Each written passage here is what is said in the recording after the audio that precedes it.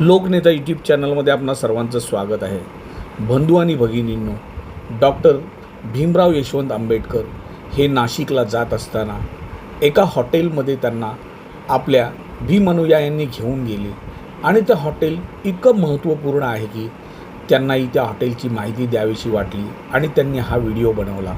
आपण हा व्हिडिओ शेवटपर्यंत डॉक्टर भीमराव यशवंत आंबेडकर साहेब हे एका कार्यक्रमानिमित्त नाशिकला जात असता रस्त्यामध्ये सय्यद पिंपरी या गावातच एक महापुरुषांच्या विचाराचं प्रचार प्रसार करणारं एका 80 वर्षे आजीचं एक हॉटेल आहे।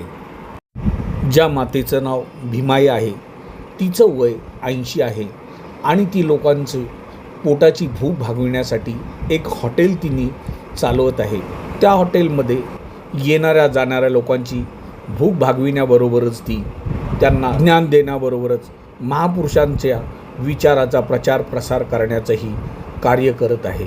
तसेच त्याबरोबर तरुण पिढीला मोबाईलपासून कसं परावृत्त करता येईल, त्यांना पुस्तकांचं ज्ञान कसं देता येईल याचाही माता कसोशीने प्रयत्न करत आहे। बंधू आणि भगिनींनो, तुम्हाला जर बाबासाहेबांची चळवळ पुढे घेऊन जायची असेल, महापुरुषांच्या विचारांचा प्रचार प्रसार करायचा असेल तर तुम्ही शिकलं असलं पाहिजे असं काही नाही, तर तुमच्या मनामध्ये ती तळमळ असली पाहिजे आणि ती तळमळ भीमाई या 80 वर्षाच्या आजीमध्ये आहे आणि ती त्याप्रमाणे प्रयत्न करत आहे। जर आज भीमाई 80व्या वर्षी हे प्रयत्न करत असेल तर आपणही संघटित होऊन असे प्रयत्न केले पाहिजेत, जेणेकरून महापुरुषांचे विचार ऐकून आपली तरुण पिढी महापुरुषांच्या विचारावर चालेल।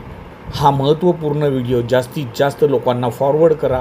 लोकनेता यूट्यूब चॅनलला लाईक करा, शेअर करा, सबस्क्राईब करा। धन्यवाद। नमो बुद्धाय। जय भीम, जय संविधान। माझं नाव बाई बर का, बाई माझं नाव आहे। अरे बाप रे, मी भीमराव यशवंतराव आंबेडकर आज नाशिक येथे मी सय्यद पिंपरी येथे मीटिंगला आलो होतो आणि मीटिंगच्या येथे कार्यक्रम संपल्यानंतर कार्यकर्त्यांनी मला सांगितलं, आजीचं पुस्तकाचं हॉटेल साहेब बाजूलाच आहे, ते बघण्यासाठी म्हणून मी आलो इथे। ज्या आजीचं नाव देखील भीमाई आहे, जास्त शिक्षण नाही परंतु पुस्तकाची चळवळ त्यांनी पुऱ्या महाराष्ट्रामध्ये उभी केलेली आहे। त्या नॉवेल्टी आहे बाबाची।